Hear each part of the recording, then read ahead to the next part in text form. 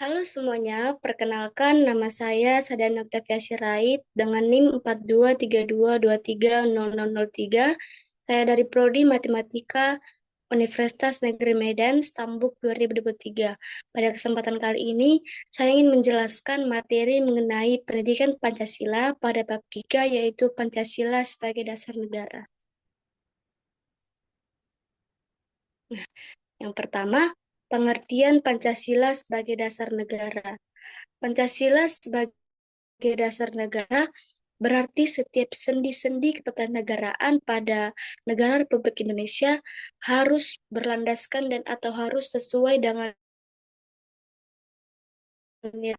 Pancasila merupakan kristalisasi nilai yang hidup dan tumbuh berkembang serta digali dari dalam masyarakat Indonesia sehingga Pancasila memiliki kebenaran secara nasional dan hal ini dapat dapat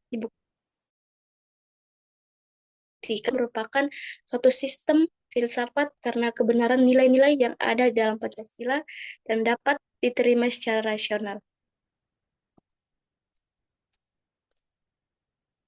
Nah, adapun yang menjadi kaidah penuntun hukum yang mengalir dari Pancasila, yang pertama, hukum Indonesia yang dibuat haruslah bertujuan membangun dan menjamin integrasi negara dan bangsa Indonesia.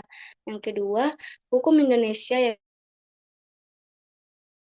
yang dibuat berdasarkan demokrasi dan demokrasi. Yang ketiga, hukum Indonesia yang dibuat haruslah ditujukan untuk membangun keadilan sosial bagi seluruh rakyat Indonesia. Dan yang keempat, hukum Indonesia yang dibuat haruslah berdasarkan pada toleransi beragama yang berkeadaban.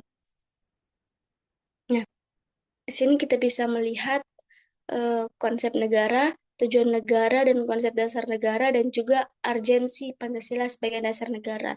Yang pertama, konsep negara.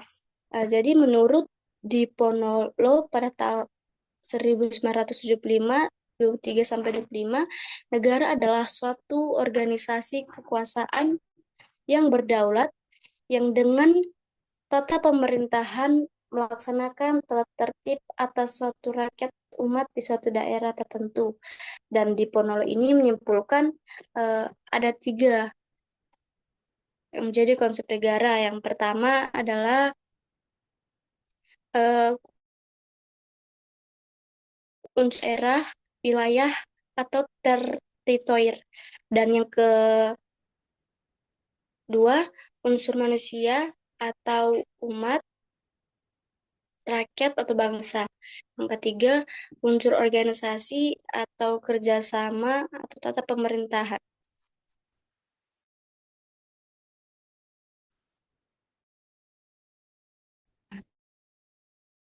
Menjadi empat. Yang pertama adalah kesejahteraan dan kebahagiaan hidup. Yang kedua, kekuatan, kekuasaan, dan kebesaran atau keagungan. Yang ketiga, kemerdekaan. Selanjutnya, kepastian hidup, keamanan, dan ketertiban, dan juga keadilan. Jalan yang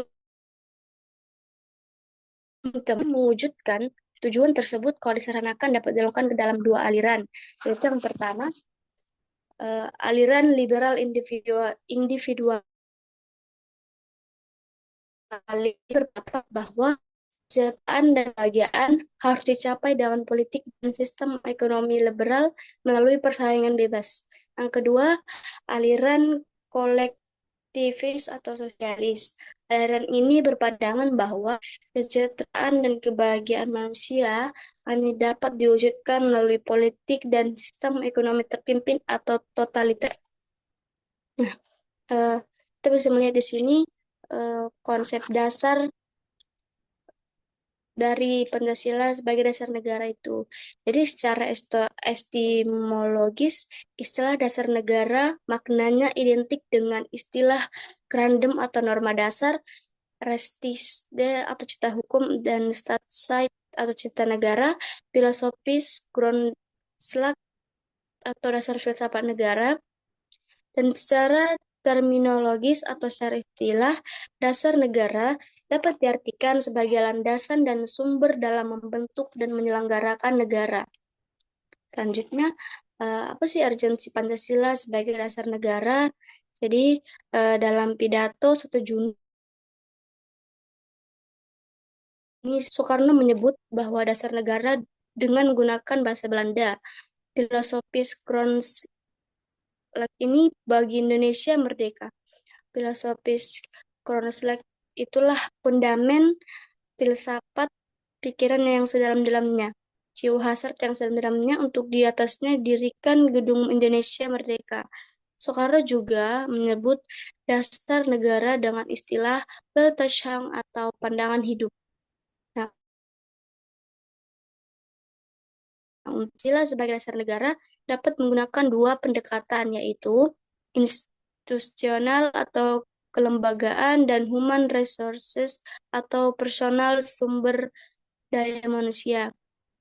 Pendekatan institusional itu yaitu membentuk dan menyelenggara negara yang bersumber pada nilai-nilai Pancasila, sehingga negara Indonesia memenuhi unsur-unsur sebagai negara modern yang menjamin terwujudnya tujuan negara atau terpenuhnya kepentingan nasional atau national interest yang bermuara pada terwujudnya masyarakat adil dan makmur.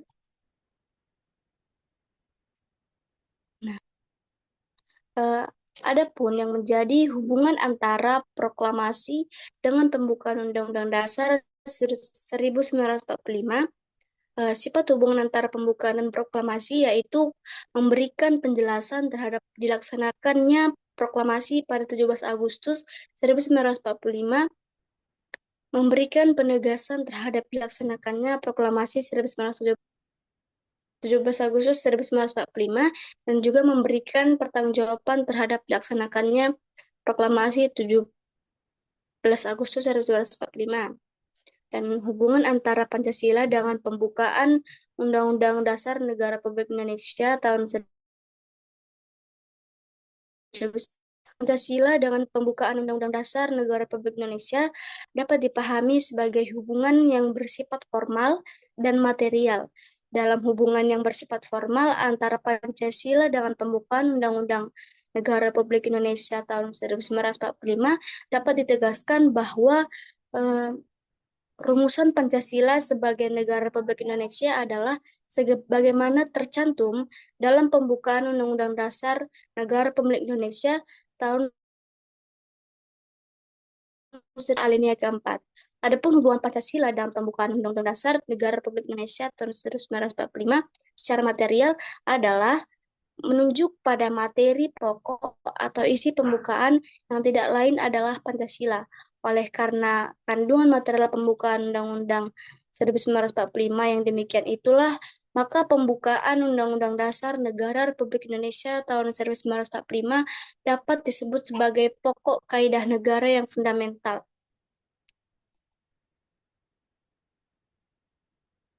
Sini kita bisa melihat penjabaran Pancasila dalam pasal-pasal Undang-Undang Dasar 1945.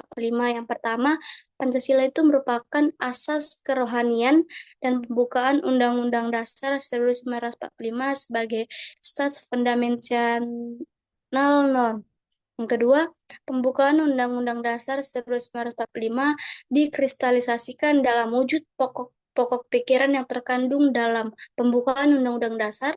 Yang ketiga, pokok-pokok pikiran yang terkandung dalam pembukaan Undang-Undang Dasar 1945 terjelma dalam pasal-pasal Undang-Undang 1945 dan yang menjadi implementasi Pancasila dalam pembuatan kebijakan negara, khususnya dalam bidang politik, ekonomi, sosial budaya, dan HAMKAM, terbagi menjadi 4.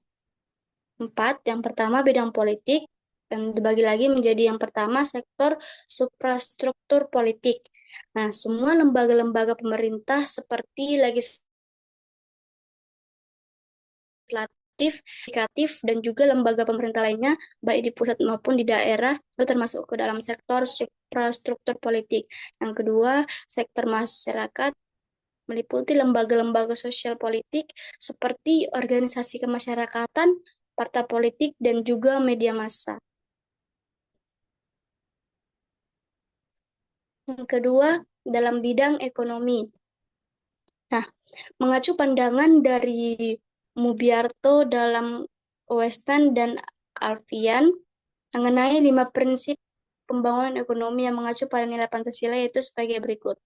Yang pertama, ketuhanan yang Maha Esa, roda perekonomian digerakkan oleh rangsangan-rangsangan ekonomi, sosial, dan moral. Yang kedua, kemanusiaan yang adil dan beradab, ada kehendak kuat dari seluruh masyarakat untuk mewujudkan pemerataan sosial atau egalitarian sesuai asas-asas kemanusiaan. Yang ketiga, Satuan Indonesia, prioritas kebijaksanaan ekonomi adalah penciptaan perekonomian nasional yang tangguh.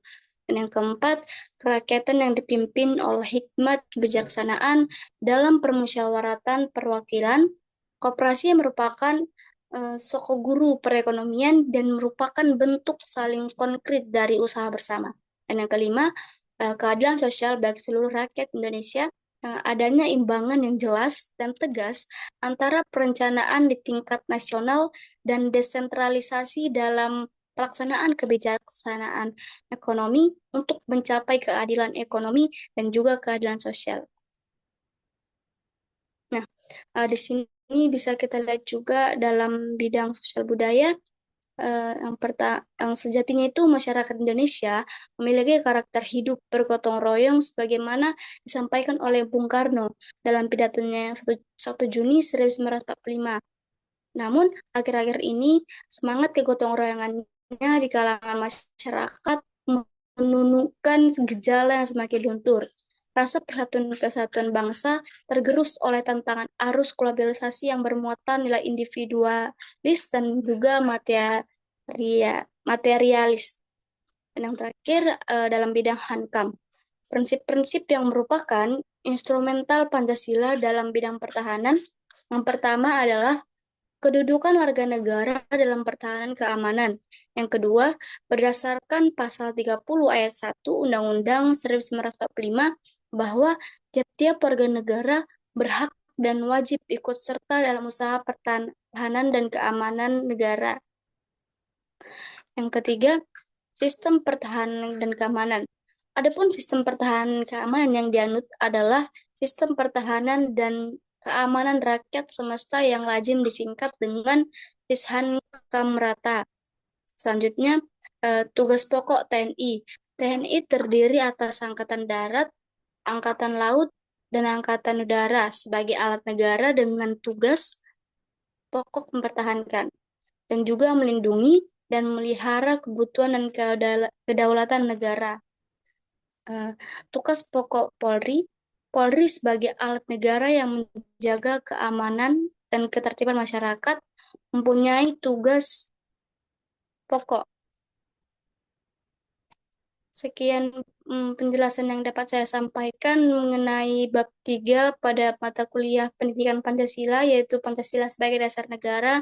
Jika ada kesalahan kata, saya mohon maaf. Terima kasih.